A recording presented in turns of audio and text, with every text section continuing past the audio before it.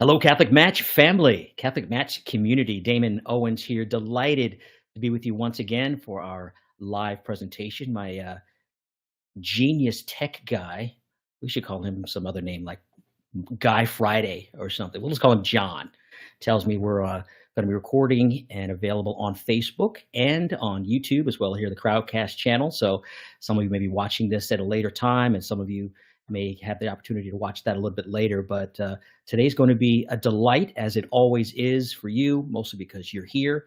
But we have an opportunity to speak about things to help you, of course, with Catholic Match in your search for forever love. What it really does for me is give me a chance to call on good friends, people whom I've respected, who've helped me in ministry, marriage, and others for decades, and get a chance to have sort of a free form conversation with the blessing that it would help you in that search.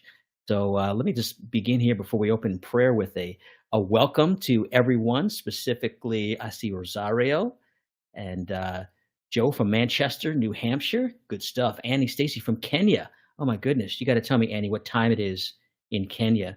Jaron from Belcamp, Maryland, not too far from me in Philadelphia. Jane from London. Wonderful. Nikosiazi. Nkosiazi. I'm going to get that. You have to teach me how to do that. Is that pretty good? It's all about the attitude. She's from England. And Linda, howdy back at you from Texas. If we were closer, I'd kick my feet up. You can see my cowboy boots. Joshua from Tennessee. It's too vague, Joshua. Where are you in Tennessee? Kate from Poland. Wow, wonderful. Now, Elizabeth also from England. She says, Annie says it's 9:30 p.m. in Kenya. That's awesome. That's good. Well, good evening to you. Dennis from Louisiana. You got to have specific here because I guess Brian will introduce in a moment is also from Covington. No, you're in, where are you these days? Covington? Ah, man. Yep. Ayatine from Toronto, Clarksville, Tennessee. Outstanding, Josh. Well, welcome. And welcome everybody for being part of this great community. It's a great chance to meet each other live beyond the recording things, which I enjoy doing, the long form on YouTube and the short form on, I don't know where they put those things, maybe, YouTube as well. But Susan from Annapolis, Dennis Moten from Broussard. Outstanding. You're shaking your head, nodding your head. Yeah. I love that. Stephanie from San Antone. Love it. Again, welcome everybody. Again, my name is Damon Owens, and we're going to spend the next hour speaking to a very good friend of mine, a guy who has been in direct ministry with young adults in the world of theology of the body. In fact, we'll talk about where we met through the Theology of the Body Institute. But it is my delight to introduce you to Brian Butler of Echo Communities. And Echo Community is a ministry originally known as Dumox Ministry. There it is. Well, you happened to see. Was that good? The timing was good. I collect cups, and you threw me one of these years ago, and it's in the rotation. So, formerly Dumb Ox Ministries, now Echo Community, but still providing just great community, really. And he'll explain a little bit more about that for young adults, for high school, younger, but really in that important formational period in the identity of being made male and female, the image and likeness of God. And I've had the privilege over many times to be part of his staff, his team in some of these retreats. So I've witnessed firsthand the impact of spending time together and building community, as we say, but also learning to see the good in people. I think that's the conversation that we'll delve into. So anyway, Brian, welcome to the channel. Thanks, Damon. It's great to be here. First time that I can recall being on Catholic Match, and excited to be able to share, and excited to always do something fun with you. We could do it on the phone, or we could go ahead and hit record on something else and let it That's right. in. It's invite a few thousand people to listen in. That's great. I love it. Well, let's pray, and then we'll dive in, let me get a chance to see who you are and drop some of your great wisdom. Well, let's cover ourselves in the name of the Father and the Son and the Holy Spirit. Oh, Lord, Father, we've never had here on earth. Thank you for all that you provide, all that you reveal, all that you've created in us and in each other. Today, Lord, give us the vision, the eyes, the sight to see one another in new ways, to see each other the way you see us, Lord, the goodness, the truth, and the beauty, not to be distracted by our sins, by our weakness, by our failures, by the measures of the world, But Lord, we just ask today in our conversation that you start to drop scales from our eyes, the eyes of our heart, the eyes literally in what we're able to see in this material world, but also for that great purpose, Lord, of really just reveling in the wonder and the beauty and the fascination of this created world that you place right in the middle of this invisible reality that you've been the Lord of just always. Thank you, Lord, for all those who are part of the Catholic Match community. Thank you for Catholic Match as an organization, as a gift, as an app, as really just a platform for connection and interaction. Bless our conversation today, Lord, and may you receive all the glory now and forever through your Son, Jesus Christ. In the name of the Father, Son, the Holy Spirit. Amen. Amen. Brian Butler, it is always a delight to talk to you, and you have helped me to survive many difficult years in ministry and work. And I sincerely, you know this, I consider you one of my dearest friends. But for those who are getting to know you now, share a little bit about you, where you're from, your family, your beautiful wife, and what's the heart of your work with Echo Community. Yeah, it's great to be on with you. Thanks so much for the opportunity. I am a native of Louisiana, and I am about an hour north of New Orleans. Oldest of 5 children, grew up down here, and then was in a couple different places in the country before settling back here and then getting married. I've been married to my wife, Lisa, for 24 years. We have 4 children, ages 23, 21, 19, and 15. And a few years after we got married, I discovered the gift of the theology of the body and an outside reading opportunity that I had in a master's that I was doing in theology. And it arrested my heart, the 10% that I understood at that point. That's pretty good. That's pretty good. And then started to really dig back into to make it, my own lifelong. I don't want to say study, because I think that that's really not a good way to enter into the theology of the body. I think it's a lifelong integration process. And so it's meant a lot to me personally. My wife, from a very different background, she was Jewish when I met her. And so it did great things for me in my very Catholic upbringing. It did great things for her. It did great things for our marriage, and taught me, yes, so much as you prayed about, so much about how to see in a new redeemed way. And pretty soon after that, I felt called to start having that be the heart of the ministry that I was already doing at that point with Dumb Ox. And over the years, it took more and more of a central role, and I've been full time now, doing that for 17 years. And it's a gift to work with lots of young adults over the years and in lots of parts of the world. And so I'm excited to be here today. Any idea, if you had to throw a number out, of how many young folks you've worked with in the decades? I do know that number, because I recently we were doing some development sort of stuff, and people want to know numbers, and I never had counted things up, but I think a couple months ago it was around 277,000, something like that. So. I love it. I would have guessed 200,000 or 300,000, given the events that you've done and the activity really with the administrators. Just for folks who don't know, the Dumb Ox reference is to St. Thomas Aquinas, who lived in the 1200s, lived in and died in the 1200s, and was a very large man and was very silent. And so they nicknamed him the Dumb Ox, meaning that he was large and silent. But he was very pure of heart, and that was something that from the beginning we wanted to foster in the people that we were doing ministry with. And so it was a sassy name to grab people's attention, to be Dumb Ox Ministries. But over the years, that got a little bit confusing, especially as we grew and beyond. We've started off doing just teenage stuff, so it was totally fine to just be sassy. And we got a little bit older, and our ministry started growing, and there was confusion, because then people, oh, so you're Thomistic, you teach Thomas's. Well, no, we're more John Paul II in his stuff. And so eventually the most impactful outreach that we had over the years started in 2010, and that's called Echo Retreat that we started then. Which, as you were on one of the very first ones that we did, Damon. I think you were with us in 2010 or 11, when we were just cutting our teeth on that retreat. But people started saying this over the years as they were leaving these retreats.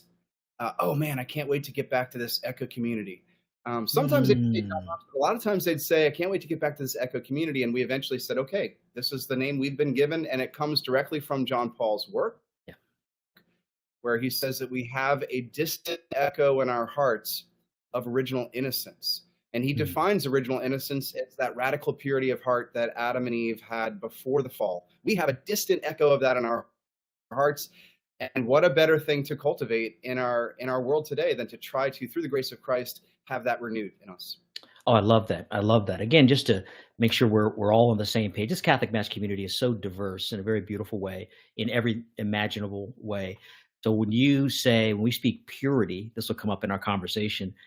Think of it not in the moral sense, but in the sense of singularity. Like this is the core single purpose of who I am. You had ivory soap, 99.9% pure, right? Which means it's soap except for that 0.01% of something else, right? So the whole purity of our origin is that singularity, is that unadulterated triple entendre of the purity in that origin. I've always loved that about that reference. And then you're also involved in some art in the sense of plays and True. yeah. We actually just did last month. We went ahead and produced for the third time an original musical called Garden. It's a Mm, retelling of the story of Adam and Eve, the story everybody knows in a way that you've never seen before. mm. It was another smashing success. We had over 2,000, almost 2,500 people that saw the show this time around. In Atlanta this time. We did it Wow. twice in New Orleans, once in 2017, once in 2019, and this was a relaunch. And we've actually been refining the show because we do want to be able to license it to have other people be able to do that. So that's coming soon, we hope. To a high school near you, Uh, right? Colleges, College, college. theaters, I mean, There you I think go. this is an incredible. It's beautiful. It's deep. It's funny. It's heartwarming, and it actually touches the gospel story in such a creative way that you just can't see coming. It's amazing.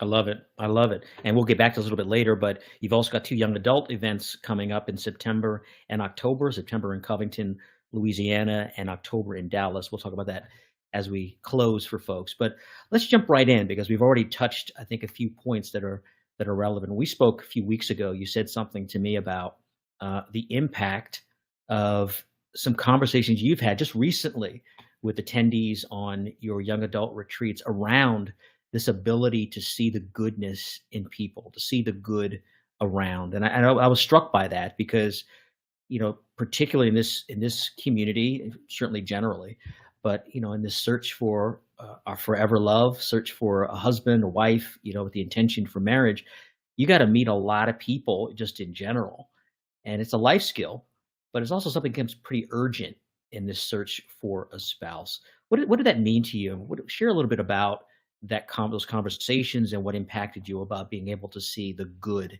in people. Yeah, I think it's something that I've been striving to grow in myself and striving to foster in relationships with those that I love and with those that I do ministry with. And more recently, I've been actually naming or quoting this quote from John Paul II in Love and Responsibility. Karol Wojtyła, at the end of the 1950s, was working with a lot of college students and taking them on these adventures up in the mountains and doing some lectures at the University of Lublin in Poland. And from all of that, he started to teach a lot about the nature of relationships. I'm sure you've talked about that or referenced that before on this show. It's such a gold mine of Mm, practical wisdom when it comes to really learning to love. And there's a quote that he has, three quarters maybe through the book, and it says that the essence of chastity consists in the quickness to affirm the value of the person in mm, every situation. There's a mm, couple different translations of that, but that's mm. the essence. And as I've been quoting that a lot recently, I've been seeing light bulbs go off and sparklers and rockets kind of like hitting things for people to say, okay, I want to know more about that. I want to be in relationships that are like that. I want to be in a friend group that's like that. Mm. Um, and so it's been a great space of conversation that I've had in one-on-one and also with communities of young adults recently about sometimes, especially in this world where we're caught here so much, Mhm. struggle to be able to see the person, not just even to hold eye contact for more than a quarter second, right, is a little awkward. And we need to learn to be able to hang in that space, but not simply to have the eye contact, but to allow us to see the person And that's a progression that we need to learn. That's not something that just happens. It's something that needs to be practiced. And so, yeah, I'm excited to talk about that. Yeah, so there's a lot there because what the beauty of, in general, the theology of the body and this conversation gets to is looking at words and experiences that we think we know, but there's a depth and sometimes there's a little bit of a disorder, a maladjustment to it. You talked about sight, you talked about the good, you talk about chastity in this conversation, right? Those things, they need to be redeemed in a certain sense because of the cultural, I was going to say misunderstanding. That's so bland. It's the disjointed understanding of what those things actually mean, especially in the immediacy of meeting new people, of discerning whether this person you want to spend time with, whether you want to spend your life with, whether you want to give your life to, right? So in that, talk a little bit, maybe slow that down in terms of that beautiful quote about the chastity, seeing the good, and being in relation. How would you explain that to somebody who's never heard the broader context of a theology of the body? Right. I think that we have to recognize, number one, that we do have a lot of preconceived notions of certain words that color the way that we hear something when it comes in. And so the first part of that statement is a colossal, dramatic proclamation by an intellectual giant and a saint. Mm, And the first mm, part of it is the essence. mm, So at the heart, the essence of chastity consists in the quickness mm, to affirm the value of the person in every situation. So breaking mm, that open, okay, chastity is not what I thought it was. If you start to see that it's actually about seeing the person for who they are and not becoming distracted by even the good of their sexual values, right? So mhm, talk about ordering our passions, right? And of being able to not overstep the bounds of purity when it comes to sexual activity and things like that. But John Paul's saying no, the font of truly being able to go in relationship with another person in the way that you should, it starts in the very heart of the person mm, who is able to try to see the good of this other person before me, mm, and rather than simply being swept up by all the things about them that I might experience that might get me excited, the context for that quote is actually about those things, like the fact that there is a goodness of a person's sexual value, but I need to constantly like keep the goodness of the person in my sight at every single moment. mm.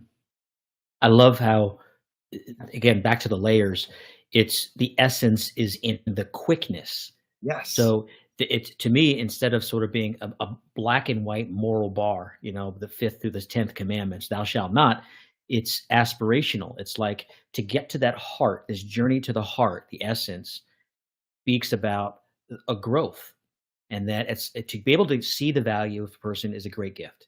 To see it sooner is a better gift. To see it even sooner is a better. So there's like this aspirational to the quickness it gets to, how am I forming as a man to be able to experience the goodness, the sexual values, the immediate sort of um, physiological. You see someone beautiful, girl, beautiful, you're like, oh my gosh, she's gorgeous, right? First time I saw Melanie, it was just like, man, this, my wife is just gorgeous. But the quickness of that had to do with the training that I had in that sort of physical, cultural thing of what beauty is, what triggers me, and seeing it and reacting it.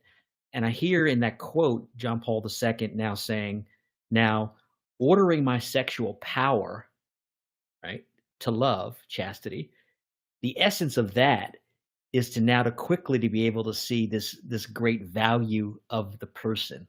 I mean, I'm trying to just like unpack this real time with you. I'd love to get your thoughts on that.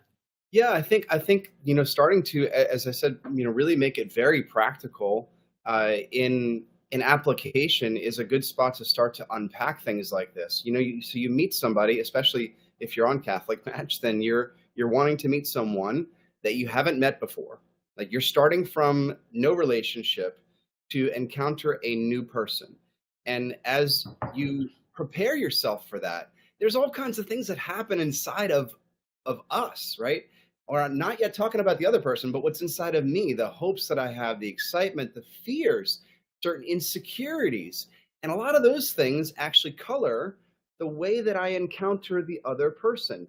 Mm, There are a certain number of veils that kind of go up, and there should be, right? Is that that actually I don't reveal all of myself immediately. That it is proper to the pace of a relationship to gradually get a chance to unveil the gift of my own personhood as I invite the other person to gradually unveil themselves, recognizing the whole time there's so many things happening here. Like you said, when you saw Melanie for the first time, when I saw my wife Lisa for the first time, and all kinds of things are happening inside of us that are just excited. About what? Well, mm, about this thing that's happening inside of me because of encountering the goodness of this person before me. And John Paul breaks that down actually in Love and Responsibility, into a progression. He talks about the fact that that stage one basically is love as attraction, he calls it. And traction. that is like that I see that you're a good. Hey, I see that you're good. Like and you're beautiful. And that's stage one. Stage two is like love is desire. I see that you're good, but I want your good for me. And Mm, that's beautiful. As I now want to get closer to you. Stage three is I see that you're good. I want your good for me, but I want your good for you mm, more than I just want you to be with me. And that's really what we would go classically back to Aquinas with willing the good of the other, which is still in our catechism as a definition of love that's at the base of how God loved us, is that he willed what was good for us, even all the way to the cross. And that leads us into that fourth level of I don't just see that you're good. I don't just want your good for me. And I don't just want what's good for you, but I want that so badly that I'm willing to imitate Christ and lay down my whole life mm. and commit myself to you. And that's spousal love. But if I'm trying to do all of those things and I'm not able to really see the pure goodness of the person in front of me at stage one, and I'm rather getting swept up in the experiences of encountering this person, then things can come off the rails a little bit and I Yeah. can maybe not see very clearly. And let's be clear, this is a contradiction to the culture that we live in. It's contradiction to every culture the church has lived in. This is a particularly Christian unpacking of the truth of the human person, right? This isn't just some developed philosophy or developed theology. From the very beginning, Christians separated themselves by their sexual behavior, by their understanding of the meaning of being made male and female, of what is expected of the proper use of that sexual power. And to the outside world, it's always seen as a repression. It's always seen as a holding back. It's always seen as giving something up that's not human. I mean, there's a real, dichotomy, a real switch here where we talk about chastity and about the sexual power and sexual desire. But what you just unpacked from JP2, and more Aquinas is too, unpacking this is that love is attraction, is a passion. It happens to us. We don't choose that. Right. This is the fall in love. This is the love at first sight. This is the, oh man, right? And it actually puts it in the order of the good. That it's not, wagging your finger like, oh, you shouldn't have sexual desire. That's lust. That's not of God. It's like, no, no, no, no, no. That's how it starts. That's like the little kid who sees it just delights you, and it is a good. But guess what? There's a gooder good. And the gooder good is that not only do I see that good and it delights me, but now I desire it. I'm just restating what you just said, but in a Yeah. maybe slow motion. And then that desire is another. And then you desire it for me because I want it. I love your ice cream. I want your ice cream. I want. And then there's another level of gooder that says, I want you to delight that for your sake. And there's a delight in giving something to someone and experiencing that for their sake that you don't start out with in the beginning. And then that last level you said was not only do I want you to have that, I desire that, I will that for you, but I will give everything so that you can have that. I even unto my own life, like the Lord. So these are like stages of good or good that even today, Brian, we have this difficulty as believers saying, okay, but how does that work in my life? I'm seeing Catherine's comment here, and we'll bring that to the Q&A a little bit later. But it's more of a general reality that, okay, what does that look like in 2023? Yeah, and I think that we have to reckon, and I'll just keep Catherine, your comment and mine as I'm speaking here is like we have to reckon that all of us have a long way to grow, and sometimes as we progress further in relationships and further in life, and if you're looking and you're dating again, and you're a little bit later than your early 20s, then you've had a lot of relationships that you've hopefully grown from. But a lot of times in our world, we experience a lot of heartache and a lot of things that go sideways that need to be restored as we start anew. Mm, And mm, and part of that honest sort of assessment is recognizing, okay, even along the progression we just talked about, many of us are not at that full maturity of that progression. And we have to recognize that we still have stage one of those excitements that come.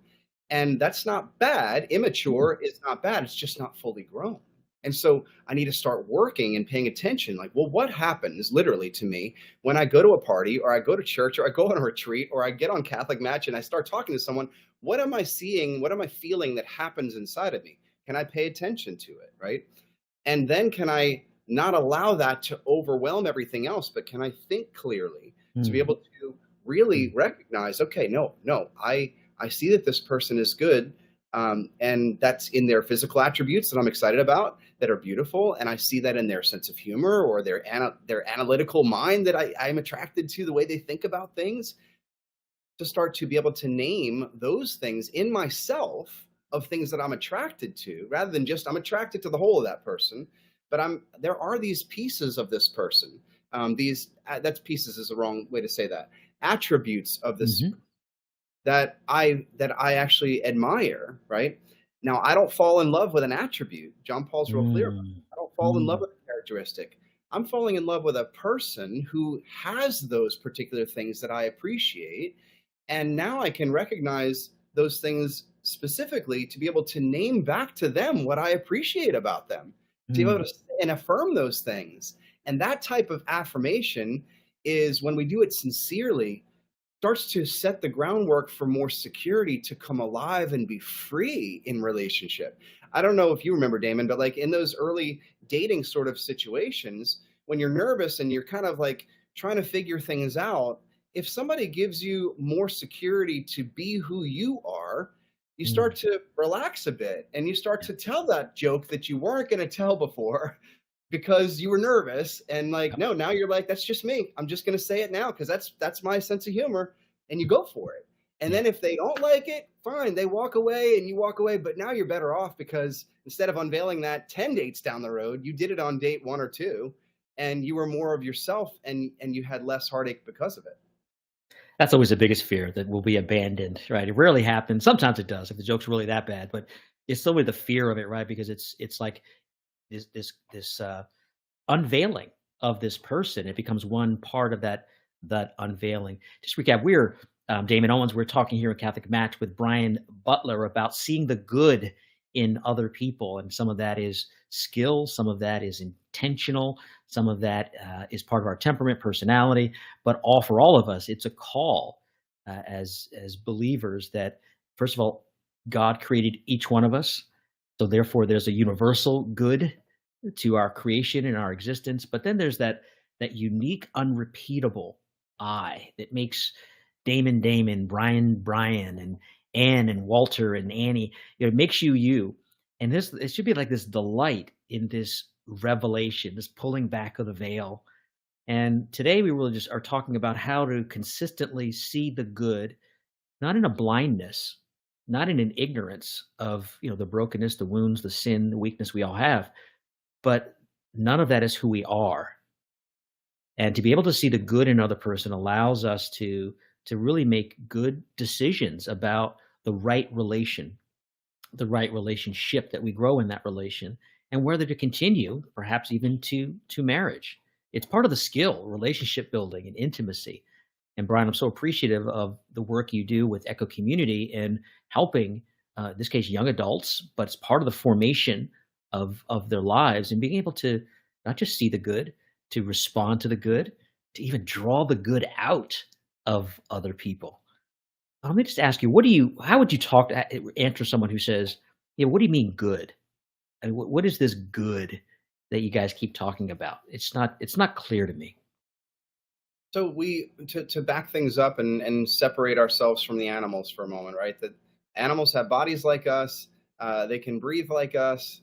They can respond to instincts, but they don't have an intellect, which gives them the ability to reason, and they don't Mm, have an animated soul.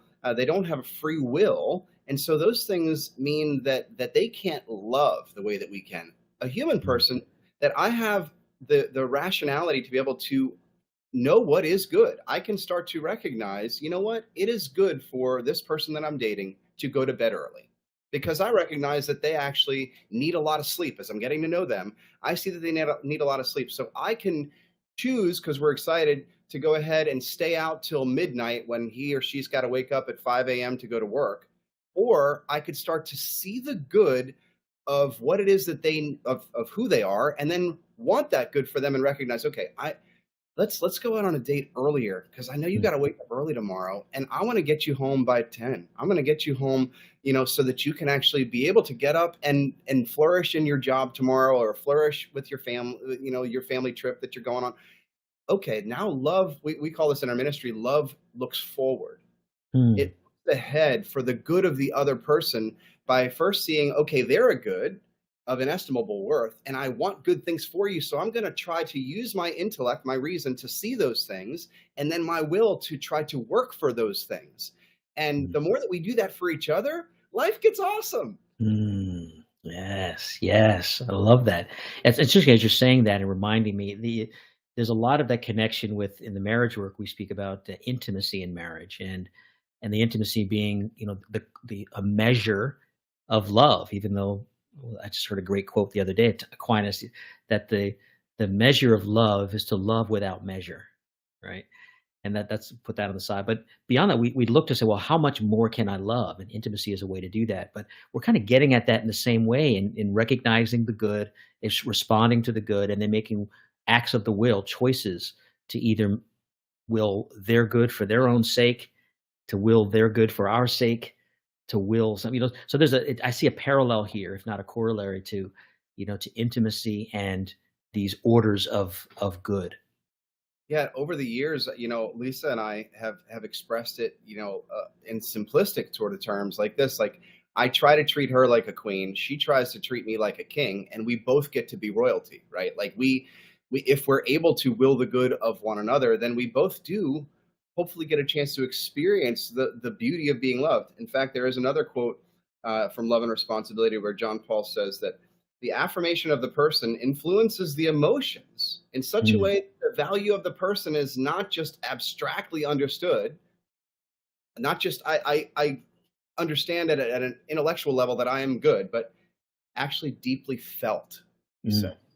So mm, when I start to affirm the goodness of this person, and then start to will the good of that person, and I start to progress in a more deep way over time with that person, that's actually as we start to recognize the mature sort of ladder toward that spousal love. In fact, can I go one step deeper with a theology of the body insight here? go, So go. John talks about in the latter part of the theology of the body, he's got this quote that I love, and I'm not sure if I'm gonna be able to. I don't know if I can quote it exactly. I'm going to paraphrase here, where he says he's talking about the young bride and young groom in the Song of Songs, and he Mm, says the young bridegroom looks at his bride with a creative, loving restlessness. ah, And this creative, loving restlessness, he says, is trying to find all the good in her and all the good that he wants for her.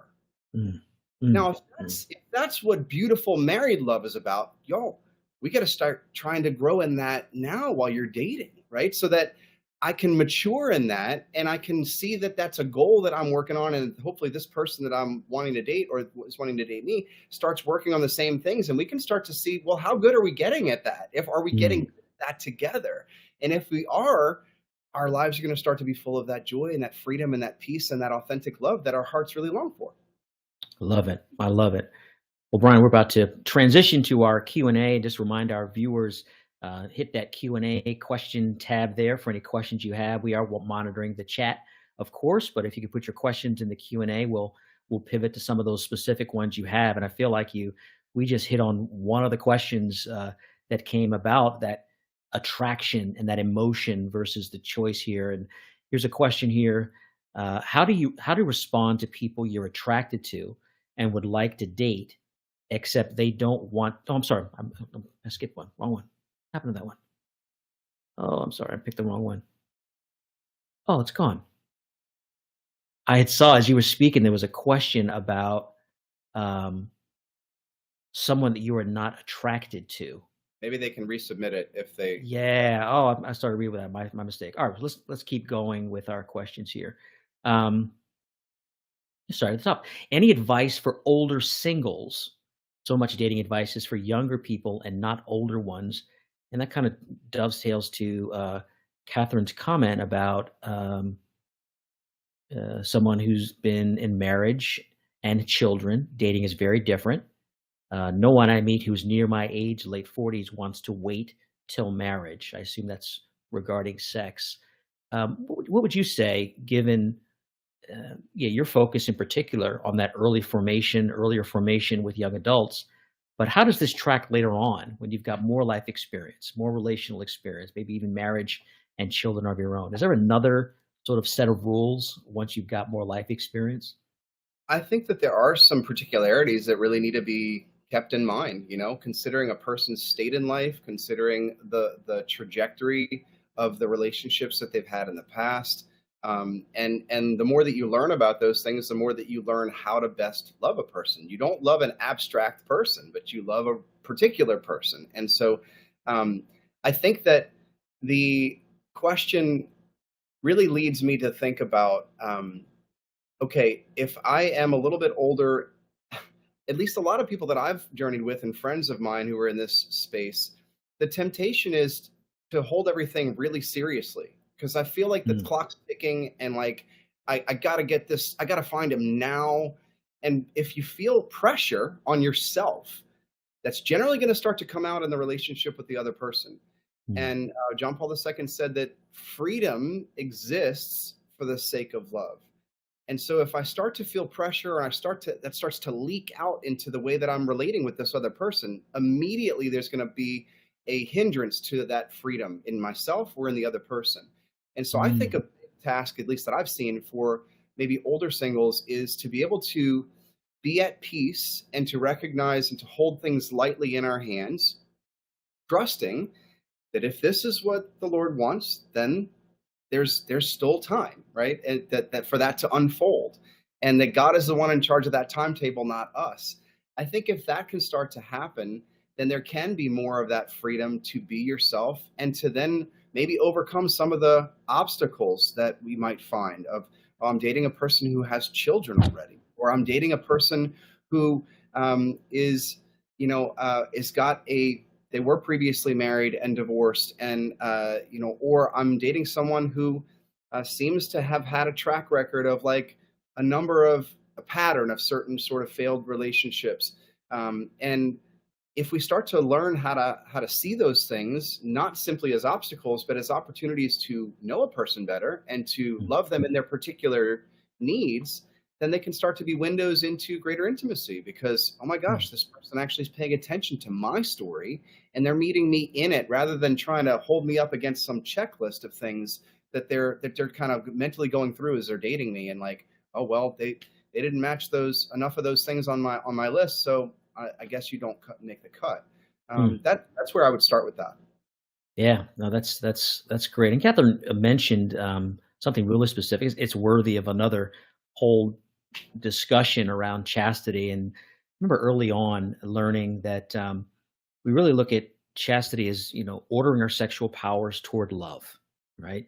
But as you said, there are different stages, right? So there's chastity before marriage, there's chastity within marriage, and there's chastity of what they call widows, of after marriage. And what's interesting, I think, is that all of them still fit that truth about ordering our sexual powers toward love. But in each of those states of life, they're expressed in a different way. Whereas before marriage, your sexual powers are meant to wait and to be held until they can be rightly expressed within marriage. Chastity in marriage is that fidelity. It's that singularity that, the sixth commandment about adultery. And chastity for widows is about finding ways of ordering our femininity, masculinity, even our sexual powers toward the good of others. And now we've got this interesting state that I'm hearing, maybe wrongly, from Catherine about now having experienced marriage, having children, but now dating again. Therefore, how do we order our sexual powers toward love in that? Do we still have to wait until we're married for sexual intimacy? Or is it now that was sort of for the younger folks, and then now we have to work? So I know this is a big issue, but it's worth at least putting a finger on since it's out there. Yeah, it's a great question and a really important one. That I think I encourage people to, whether they're actually on the younger side or if they're dating in the older space, I recommend that in the first few dates, within the first two, probably, maybe three, but like, in my opinion, that we should actually bring the topic up. If chastity is important for us, then we Mm. actually should name it as such and should say, hey, I don't know where you are on this issue, but I just want to be honest with you and put it out there. Like, I'm not looking to have a sexual relationship with anyone unless it's inside of marriage. And I know that not everybody feels that way, but I'm passionate about that. I value the gift of sexual intimacy. I think that God made it with a particular purpose, and so I just wanted to be clear so there's not any like undue expectation and no hard feelings. If that's not the way you feel, but if you wanted to talk about that at all, I'd be interested as to what your perspective is. Okay, now you've gotten to know them enough that you're going to have a meaningful conversation there. Yeah. You're going to figure out pretty quickly, are they thinking similarly, or maybe they don't think quite similarly, but they're open. Maybe they're open to their own idea being redeemed and being renewed, and maybe they could recognize the value of self mastery and of self control and of learning to love in lots of different ways, so that a sexual experience doesn't end up dominating things and coloring our experience and making it actually tainted and hard to understand. And so I think that being upfront about that conversation within the first couple dates can really help, and I think really show a lot about how open the other person is to a meaningful conversation that leads into questions about the faith. And let me finish it with this, though, Damon. I would say that like there is sometimes a temptation to go too deep too quick, Yeah. and it is good to like just have some fun, and Yeah. to just be light and like get to know their story and like the things that they like. I did have a conversation with somebody not too long ago who their first kind of like experience with somebody online, and they connected and had a Zoom call or something like that. And the first conversation they were asking them like in the first 20 minutes, like, how is your prayer life? What is your prayer life like? And that's a great question, but that's pretty intimate. It's an And intimate I question. think rushing ahead and not letting the person just start to show who are they, and what are the Mm. they enjoy, and to let that kind of unfold a little more slowly. I'm glad you said that, and acknowledging too that at every stage, chastity is a challenge, right? It's a challenge before Yep. marriage with all of our sexual passions as young. It's a challenge within marriage where we still have sexual passions that aren't willed, and it's difficult, for our religious and our celibate, as they practice a certain type of chastity. So, I guess acknowledging that everything you're saying here is not in some rose-colored glass. It's the reality that this is a real power, and a reverence for that power that God's given us is drawing something out of us to become. So I know there's a lot to get to that, but It let's. doesn't disqualify us. Let me just say it before we Yeah, go further, right? Like whatever our past has been, whatever the choices that we've made, does not disqualify us, from God's mercy and His love and His forgiveness, but it also doesn't disqualify us from starting anew and building a new relationship on new ground, on with new parameters, with healthier boundaries, and I think that's actually something that should benefit the people who are maybe older and are dating in the older sphere. They should have, hopefully we could have learned more, and we can go ahead and set some good bases to grow in relationships, so that even if they end, we'll leave better, not bitter. yeah, a better, not bitter. I like that. We always got two other questions here, so we can actually spend a little more time on this. Came through here, so um, our producer Kateri got some anonymous question here: how to respond to people you're attracted to and would like to date, except they don't want to wait till marriage. Was when I was starting before. And there's another one here as well. Any advice for how to meet people? I'm sorry. Is it possible? This is Annie. Thank you, Annie. Is it possible to meet a person willing to keep chastity and wait until marriage? Almost a hope question. Maybe let's talk these two together. How do you respond? You're attracted to. They don't want to wait, but then again, is it possible in that same question Yeah. to meet a person willing to keep chastity? Yeah, let me maybe take a step of vulnerability and say, like, my wife and I's like relationship and backgrounds, like, were very different before we met, and I was coming from a space of virginity, and she was coming from a space of relationships that had been in a very different sort of sphere, and so there was Mm, a lot of learning that we both had to do on how to grow in relationship together and how to reverence this new sort of territory of trying to build love in a way that was not understood previously or that had not been explored previously, and excuse me, but it was a great opportunity, and it was a great thing to reflect upon, to talk about. Sometimes we get into sexual intimacy and we start experiencing things, and it feels good, but we don't actually know how to talk about it, and then yeah, that's actually a problem. yeah. So learning to take the risks of conversation about things, and if we do set the bar high, which is what did happen there in our relationship, even though like the past was the past, we set the bar high and we weren't perfect in living it out, but things did really grow in maturity and purity in such a way that the relationship was getting better and better and better, and we were able to come into that marriage together honoring the way that God had called us to love one another. And I do not regret that at all. It is an incredible gift to look back on that. So I want to say absolutely it is possible. Um, and and the second part of maybe the first part of what you had asked, that question, Damon, was like, is it if you're attracted to somebody but they don't want to wait until marriage? Um, I'll just speak from the man side of things. Mm. That if a woman actually holds the bar high and we're attracted to them, we're willing to pretty much jump over whatever hurdles we maybe sometimes need to in order to be able to get that beautiful gift. We actually are inspired by a challenge. Now, not every man has the character to do that, but a lot of them do. They just haven't been offered an opportunity to start to rise to that challenge. Yourself, see yourself as the master of your own mystery and the beauty and the goodness that you have if you're a woman, and invite the man to grow in seeing you that way, and I don't think you'd be disappointed.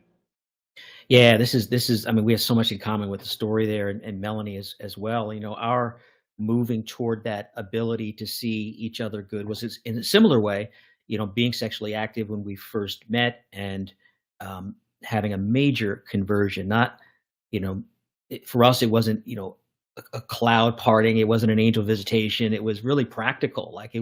This was really gnawing at Melanie, and we made a decision and had to learn all new skills to build basically a brand new relationship. And it wasn't a once and done at all. In fact, I was mad about it. I was mad about this whole decision not to be sexually intimate, but our experience completely contradicted my expectation, Yeah. where it was I started to literally see Melanie differently. I started to see some of those values and those unique quirks and those things about her that, even though we had known each other for a while before, they were I was blind by them. And that's not a that's not a a knock against sex. Sex is good. It's from God, but it has a purpose. And outside of that purpose, it actually can hurt us instead of bringing us together. So this is experiential for me as well, that it's not just some distant teaching. It's not some just idealistic, idea about sex. I experienced this like you did, that when you put these things in the right order, there's something that happens in the relationship that allows you to see each other differently. And you can use all kind of words: respect, awe, fascination, wonder. There's things, but they're like they mean something to you when you experience that. And later on, there's still a lot of healing that has to happen in order then to love at another level when you've experienced those times of use and those times of not loving, and particularly with Melanie, that the healing later on is about a reparation. It's about wanting to love in another way. So I say that in hope for Catherine and others who, yeah, we look at a culture here, Annie, that doesn't value ordering our sexual power to love, but then it's more like this is the tool to find out if it is love or that sex is love, and it takes courage just like it will take courage to stay married faithfully for the rest of your life. So um, keep that hope. Yeah, and Damon, let me do 15 seconds into that because you said the word Go. courage, and I think that's so important because to even date in today's modern age and Mm, keep your Catholic faith at the forefront of your life, it takes courage. It does. And but I saw recently a beautiful analogy or quote that helped kind of elucidate the fact that courage, right, is not so much like the moment of running into the burning building. Like that does take courage, but maybe it takes more courage to endure a difficult circumstance for a long time. mm, Able mm, to lean in, and Pope Benedict once said that like love is not found so much in a moment as it is in enduring. So mm. I just want to say and offer like that attaboy and attagirl to those of you out there that are like that you're enduring and you're and that there is some courage that you already have and that God wants to grow that courage in you to keep on placing him first, to keep on trusting his timing, and to keep on enduring through whatever the trials and challenges are as you go through the dating world. Yeah, I love that. It's so easy to give into the despair instead. It's like, maybe this is as good as it gets. Hmm. And hopefully, as a community here, we can help people to work through nurturing that hope. All right, here's a question from Joshua. Uh, where is it? First question: how to pray for others who are romantically attracted to the same person, but the person is already intended to give their only heart away in marriage and self-giving love. How to pray for others who are romantically attracted to the same person, but the person is already intended to give their only heart away in marriage and self-giving love. What kind of TOB specific prayer would you recommend for those others who are also attracted to the same person? Wow, that's a lot of people involved in that. Yeah, so it sounds, if I'm hearing it right, Josh, that this is about um, yeah, multiple people maybe in a friend group or in a particular community, and Mm, there's a person that is maybe attractive, maybe virtuous, maybe, and multiple people are attracted to this person, but they're already committed to marry someone else. That's mm. what I think I'm hearing, Damon. Is that what you're thinking Yeah, about? and it makes sense for the last question. What kind of TOB specific prayer would you recommend for the others who were also attracted to the same person? So it's almost like I'm sensing the tension between the desire for the other, uh, for their good and wanting to have it, and then the desire for their good Yeah. almost there, right? Well, so I'm gonna say this, that when I was engaged to Lisa, my wife now, we were 4 months from getting married, and she ended the relationship completely. And my heart was Mm, broken. And then she was attracted to a different person, and she was mm, wanting to go in a different direction. And so, Josh, I get that. I yeah, actually experienced it, and it is a profound difficulty to love someone, not just attraction. I'll say for me, it wasn't just attraction; it was love with this person now moving in a different direction, and that was a deep, deep pain.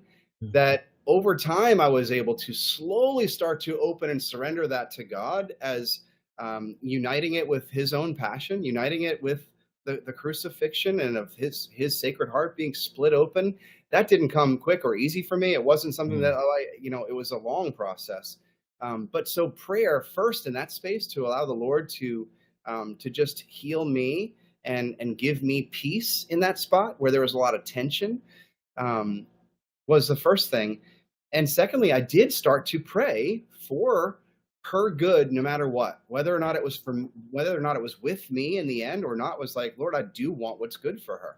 At the same time, I had this meeting with this awesome Vietnamese priest who had been doing marriage prep with us before we broke up. And I go crying to him one night, and we're on the back porch, and he's smoking some Vietnamese thing. What's a mother? Yeah. Having like a Karate Kid moment, right? Where like I'm hanging out with like Miyagi, and Father Miyagi says to me like, Brian, like, you know, uh, love is like butterfly. And I was like, what are you talking about? He's like, if you have it in a cage, it's not really yours. And I was like, Mm, and he says, if you have it in a cage and you let it go and it flies away, it's not really yours. mm, If you have it in a cage, you let it go and it flies back to you, then it was really yours. mm. And goodness, I mean, I cried more at that moment, but it was a Yeah. really important surrender that I was able to say, okay, I do have to just entrust her to God and entrust her freedom and her goodness and her joy and her happiness, her holiness, her future, and surrender my own. Mm, And later on, a friend of mine taught me a prayer of like, God of desire, my desire is for you. mm, And that became a place of being able to better live that out. So I would encourage you to just mm. really see the good of this person who you're attracted to, see the good of the others who are attracted, and really pray for their goodness. Maybe the rosary, where you can recognize that these are sons and daughters of the same father, sons and daughters of the same mother, and advocate for their goodness and surrender them to Christ through Mary, maybe. Oh, I love that. I love that. And I know you know Miyagi was Japanese, right? So there's the Oh, Vietnamese please thing. forgive that. Please forgive that I'm incredible. just tr I'm just trying to preempt the comments later on, like, "Oh my god, don't you know the difference between Japanese and Vietnamese?" But anyway, the other thing came when you were saying that really lit me was, you know, the experience of loving someone prior to marriage, of course, and knowing someone else loved them or was attracted to them, and that this person had this choice of, who they'll be with, and sort of that angst, not sort of, the deep angst of being out of control, Yeah. of this, let's call it a scarcity mentality, right? There's only one that can be loved. There can be only one. And if I don't have it, I have nothing. And there's a whole, ethos in there. There's a whole worldview in there. There's a whole site that says there's only this much, and either I get it or I don't. And I would throw in the prayer there, just a gift uh, of abundance, of letting God to see the abundance of the love that He has ready for me, that He's not abandoning. This is not a once and done. I lose it. Yeah. I would pray the same thing for this other person, saying, your passion is real, your attraction is real, your desire is real, and but the overall, the greater, the good are good, the good is good, the good is good, may be beyond our sight. So Lord, just give me the sight. Let me see that your will, your good be done, and that whatever this situation is for any of us, that all of us receive in an abundance the desires of our hearts. I would pray really for that vision, for the ability to see the abundance of love that all of us are destined to. Yeah. Yeah. Absolutely. Totally agree.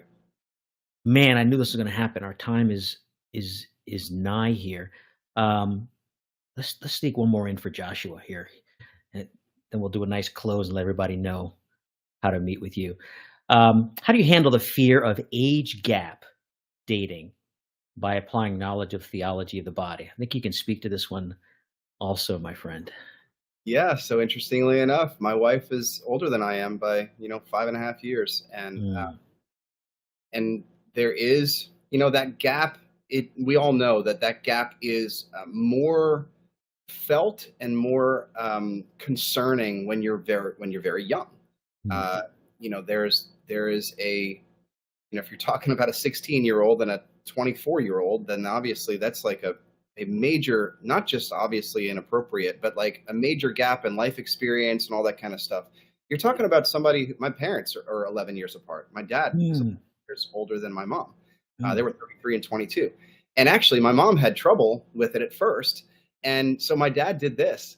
He went out and uh, interviewed other people who were married that had been married for a while and had an age gap. And he said, Mm. "It's been a big deal for you." And he came back to her with his survey information. He said, "Oh, I actually talked to a number of people, and these 5 people that I know were these, and they've said it really hasn't been a big deal as long as they were on the same page about life and about faith." And and my parents have now been married for 48 years, and they Well, now are your last name is Butler. It's not Barna, right? He didn't do like a Barna survey of the right. So I think that but to get respect. even more specific to is about the fear there is to recognize that age is, not nearly as, I'll just say this, hopefully confidently to you, age is not nearly as important than maturity.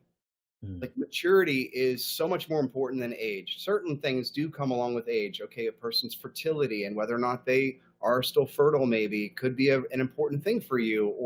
But then maybe you move into a space of recognizing God's calling you to adoption, even if they're not fertile or things like that. But I think the maturity and the being on the same page is so much more important than Mm. the age factor. And that is nerve wracking for people at the beginning. But I think if you can look and affirm the goodness of the person and stop thinking about the numbers, then there can be a lot more freedom there. Within specifically the theology of the body, I honestly, Damon, I can't think of like a particular quote or anything that would maybe speak to that. I don't know if you can. The fear of age gap dating by applying the knowledge of theology of the body. Yeah, not a particular audience that comes to mind. It probably happened like in the bathroom tonight, but um, I think it's what we're talking about is just this ability to see the good in another Yeah. and to seek their holiness, to seek their wholeness and their fulfillment. That right there is counter cultural in the sense of marriage being, we call it the capstone, right? This is the crowning achievement of my life, and therefore, I get all my life together, and then I get married, and it's a huge shift from this capstone.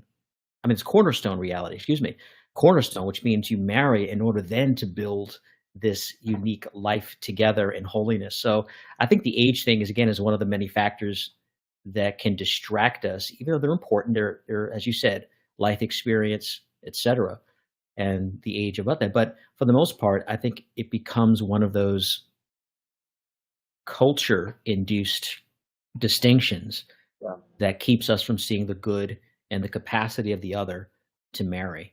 So that's my initial thought. Yeah, I totally agree with that, and I think that if you didn't know a person's age, and this is just a good question, if you didn't know their age and you Mm. had an incredible conversation, how much is it really going to change the way you see them afterwards? And then does that mean something about yourself and the way that Huh. you're kind of like looking at? Are you going back to that checklist? Yeah. Of I want them to be within 3 years of my age or 5 years of my age. And like, well, what if God's plan is a little bigger than that? Yeah, I'll be provocative. My last comment here is I'd say the same thing about race. Yes, That they're an ethnicity, and in your case, even religion, yes, right? Where when you see the good of the person, it really does transcend beyond things. And there's boundaries to this, of course, right? This isn't unlimited, but for the most part, I think that's the case. Brian, you are a gift, and I already knew that, but it's been a delight to share this with the Catholic Match community. Tell everybody about how they can reach you, and then maybe some specifics about your event here. I see Ann is asking about your September event in Covington. How can people reach you and chat or learn more about your ministry? yeah. So our website is echocommunity.us. Echocommunity.us. Our retreat hub site is echoretreats.com. ECHO retreats.com. And social media at Echo Community. I think it's at Echo Community, those different handles. You can find us there. But those retreats that are happening, September is here in Covington, Louisiana, September 22nd to the 24th. It is for young adults. It's a weekend retreat on the gift of being male and female and called to love and going deeper in all the stuff we've just been talking about. And Brian, what's a young adult? Just so we're on the same page. I'll be honest that we're not like hard fast about it, but generally 19 to 35 ish is the space that people are coming to those retreats. And so there's a great joy in being able to just track with a community for a weekend. It is not it is not Catholic Match, right? And it is not Mhm. a speed dating scenario, but it is a great spot to go on retreat, grow deeper in relationship with God, with other people that are wanting to do the same thing, and just a lot of great things do end up happening. And there have been a lot of people that have met their spouse on these kinds of retreats, where you're suddenly dancing, you're learning swing dancing, and it's done the right way, and it's done Yeah. within the right context and the right culture, and you start learning from the beginning of Mhm. how to maybe continue to pursue a person in their relationship. And that second retreat is in October 13th to the 15th. That's in Dallas.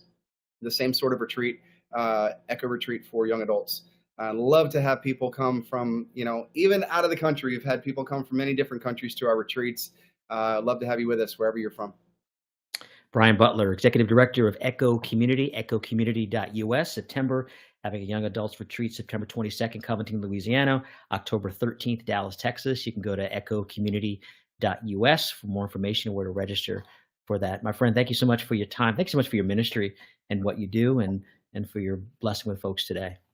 Thanks so much, Damon. It's great being with you. God bless all of you out there today. Good. And thank you all for being part of this hour, this Catholic Match Live, and most importantly, being part of the Catholic Match community, helping us to help you to find your forever love. And God willing, today was a help in some way for yourself and for your relationships and for your outlook. So continue to match, continue to be with us on YouTube at our educational channels, and stick with us in the next live that we have, and also some of the other presenters throughout. You can find all that on our Facebook page, our YouTube page, certainly signing up through the app itself. Thanks again for being with us. God bless you on this great day of St. Rose of Lima. Goodbye. God bless you.